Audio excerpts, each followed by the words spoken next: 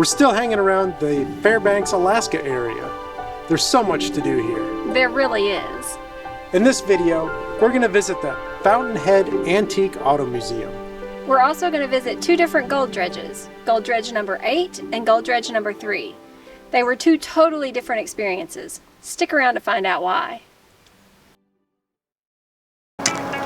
Welcome to the Fountainhead Antique Auto Museum.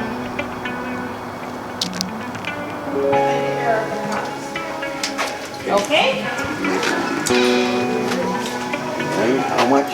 It's $18 a person.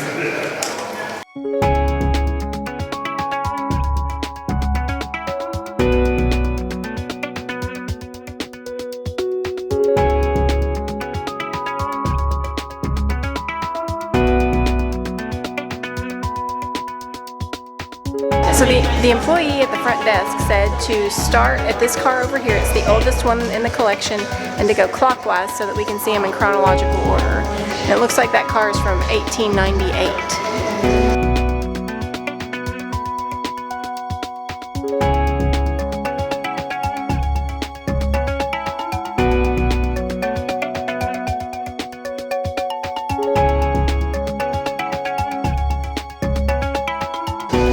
One of the really cool things about this museum is that they match the cars with the outfits that people would have worn during that time frame.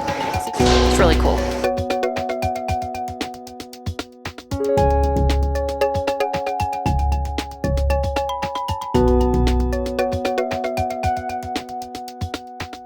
It's all pre-World War II American cars.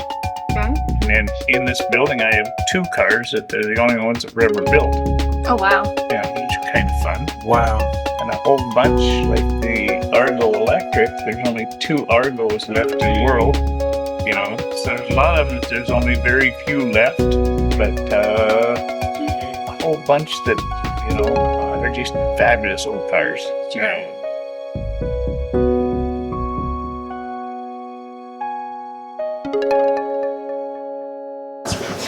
This is a 1917 Owen Magnetic, and if you're familiar with the Toyota Prius, this car does everything a Prius does.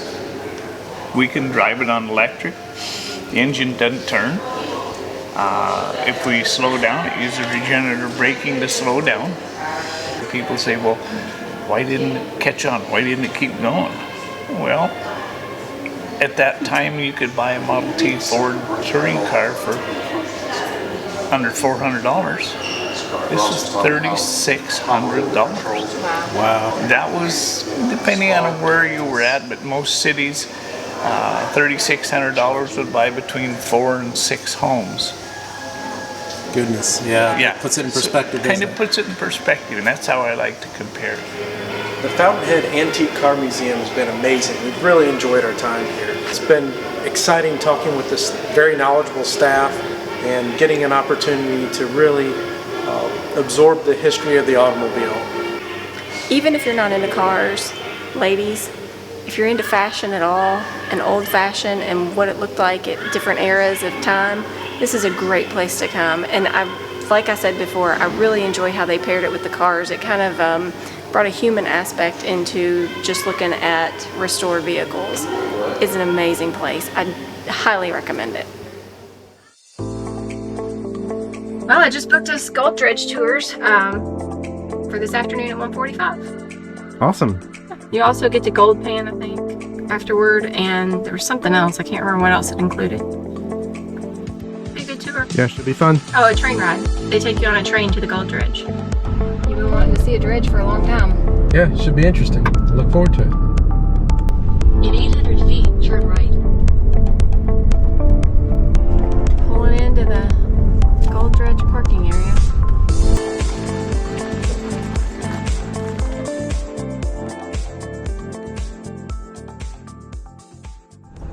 In operation, these dredges would do 3 simple things. They would gobble up Goldberry gravel, they'd swallow the gold, and spit out rock.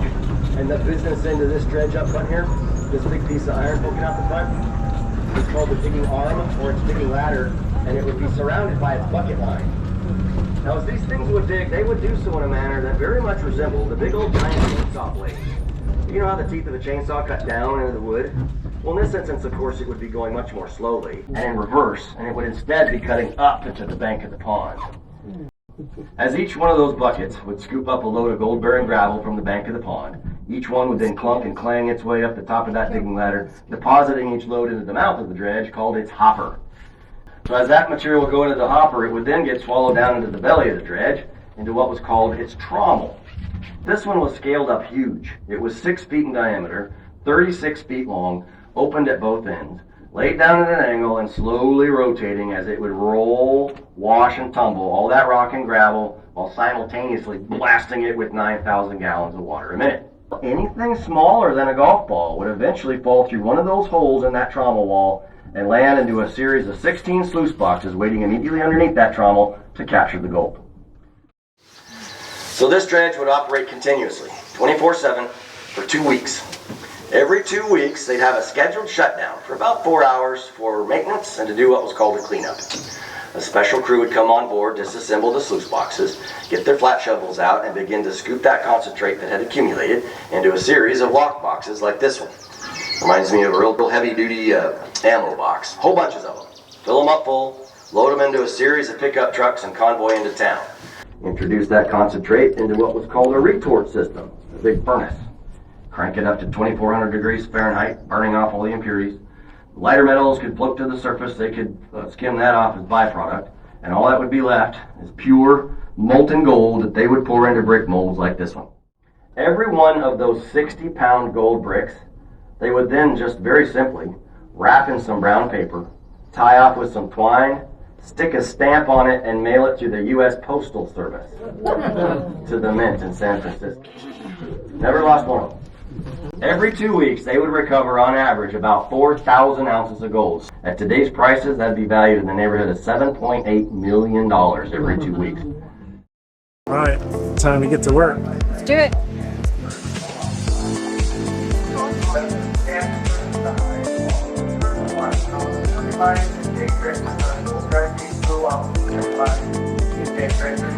Temporary in there. Get ready, all the dirty water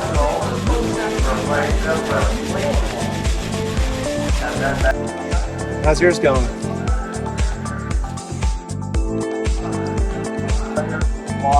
About halfway to some more diesel money.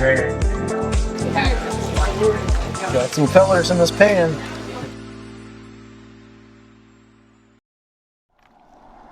So we pulled off the side of the Steese Highway here at the lodge, and there's supposed to be, I can see it in the distance, it's dredge number 3, which I think is the second largest dredge in Alaska if I remember correctly. And we're climbing on a kind of a bunch of tailings really. Let's go check out the dredge. Isn't that cool?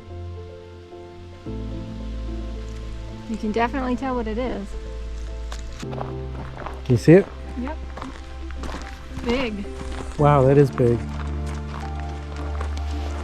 Check out that baby. Dredge number 3. Wow, it's really large. Somebody's already robbed all the bucket line off of it. Still floating, it looks like. Well, we finally made our way up here. And look at the size of that thing. Holy cow. That is a huge piece of equipment. That thing is massive. There was a fire that happened some years ago, I'm not sure when. So you can see it burned all the wooden structure off, and looks like it twisted up a bunch of the steel and sheet metal that was on it. Wow, that thing is humongous. That's way larger than Dredge 8 that we saw. Finally made it back here to dredge number 3. It was not really a far walk at all. It was very short. Yeah, it's just kind of right along the road. It was really neat to see dredge number 8 that we saw the other day, that they've kind of made into a tourist attraction, but I also really enjoy seeing this one that's just kind of been left here to deteriorate. Yeah, we were both commenting. It's hard to believe that one day, they were mining full steam, and the next day, shut it down. And were they expecting to come back, or? Right, it's kind of a mystery, how did it end up in this state of repair and all that. I know that MSHA will not allow dredges to run in Alaska anymore, so maybe that had something to do with it. I don't know. Yeah, just because of the safety aspect of it. Yeah, dredges are very dangerous pieces of equipment. But it's pretty cool to look at, that's for sure. So here's where we parked. Yeah, the Chattanooga Lodge and liquor store here on the Steese Highway. Neat place. Hey, if you enjoyed this episode, please consider hitting the thumbs up button under the video description. This helps our channel by telling YouTube to recommend our content to more people. Thanks for watching.